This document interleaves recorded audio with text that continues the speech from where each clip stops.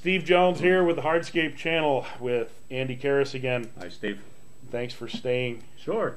Jeez, I heard there was going to be open bar later. So. There is, but I'm still a little queasy from last night. I think. Okay. But the one of the most difficult subjects to talk about with contractors is unions. Now, you worked for a union contracting company. That's correct. And have you ever worked for a non-union contractor? Yes, I have. So you've actually personally experienced both sides of the coin. Correct. Okay. This is a difficult thing, and it's really geographical in nature, I believe. Absolutely. We talked about some of the big cities, like what? Well, you've got St. Louis, Chicago, Cleveland still to a certain extent, Philadelphia, New York, Boston. Those are your union locations. Yep, and they are harsh, too. They can be. They can be. I mean, New York City, if you hire non-union subcontractors, the inflatable rats come out, which is a real treat to see them.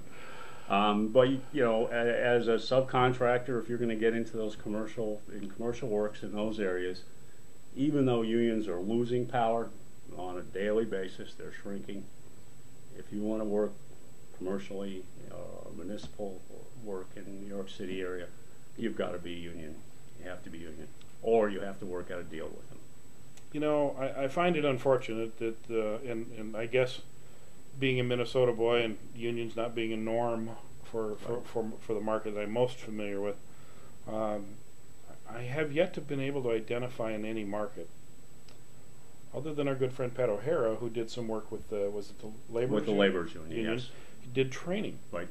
But that's the only one I'm aware of in the country. Right.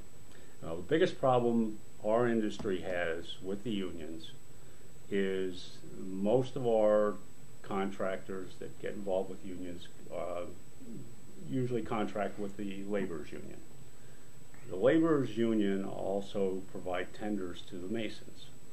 So whenever there's a conflict between the masons and the laborers are always going to side with the masons because they employ more laborers than setting pavers does. Absolutely. You know, all the tenders for brick and block, and you know, there's more work there for them.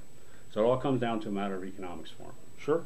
And then, of course, as a subcontractor, you have to be concerned about paying union dues for your employees if you're working in that area. If you move out of an area you're normally not working in, you still have to pay dues, and you may have to bring in some people from the local union, and that may be a rotating door. With the getting guys out of the hall, getting someone out of the hall that can actually do something or wants to do something. Yeah, there you go. There you go. So you have an option of having someone come in on Monday. You could send them home Monday night, somebody on Tuesday, and eventually you get to the point where you say, "Send me a man, have him sit in the corner, and don't bother me." Yeah. Other places, you go into Cleveland, certain jobs, they're going to want you to send a foreman in, and they want to send the rest of the people from their local hall to do the work. That have no experience in doing no what experience. we do. So you have to be very careful. If you're not involved in this at this point as a contractor, do your homework. Don't get caught in the trap. You know, it's kind of like once you sign your first contract, you're in a lot of trouble. A lot of trouble. It's kind of like residential contractors all of a sudden decide to become commercial contractors and know what you're getting into, because there are contracts that are involved, and they can be very, very rigid. Yeah. Now, why has the union not taken an opportunity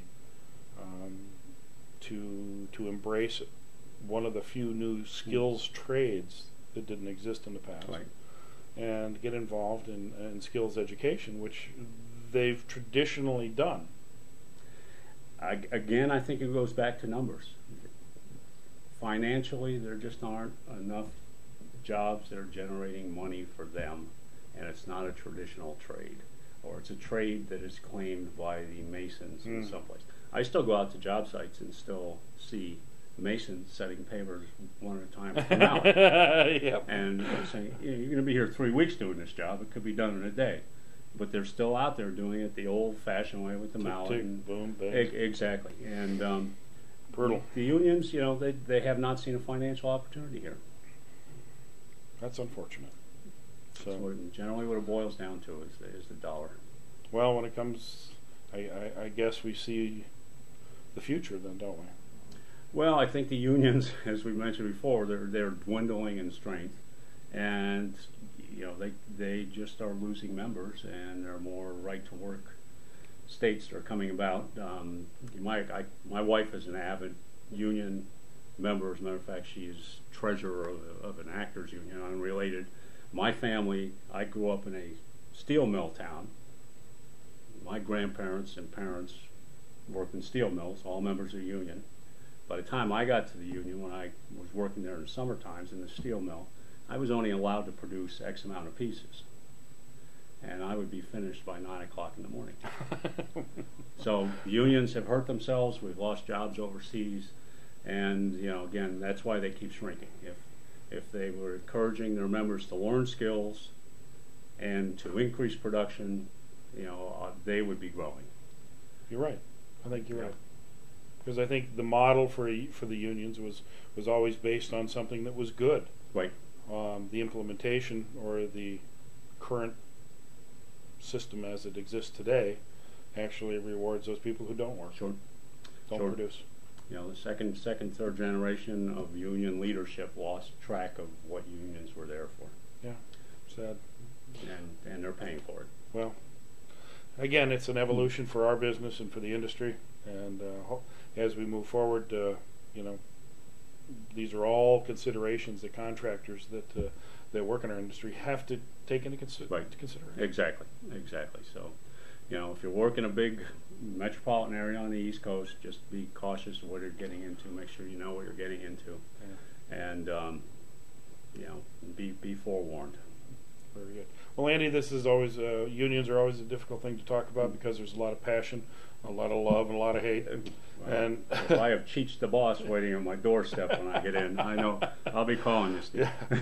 Well, Andy, thanks so much for sharing your insights to that. All right, Steve. Thank you.